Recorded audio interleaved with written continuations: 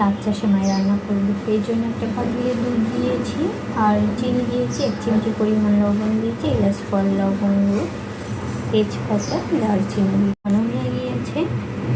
এখন হচ্ছে একটা ডিশে ঢেলে নেব।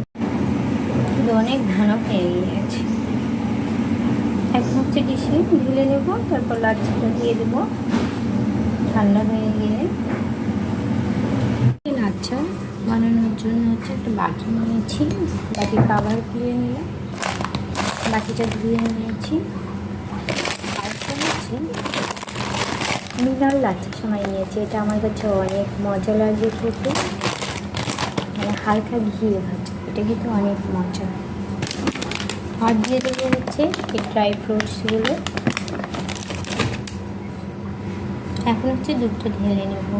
এটা ঠান্ডা হয়ে গিয়েছে, এই সময় দিয়ে দিতে হবে। বেশি গরম অবস্থায় দিতে যাবেন না, একদম গলে ভর্তা হয়ে যাবে। লাচ্ছাটা দিয়েছি, এরকম রেখেছি, এটা ঘন হয়ে যাবে, আবার একটু দুধ দুধ থাকবে, ওইটা খেতে অনেক মজা। আর দেবো না। এখন হচ্ছে ড্রাই ফ্রুটসগুলো দিয়ে দেবো।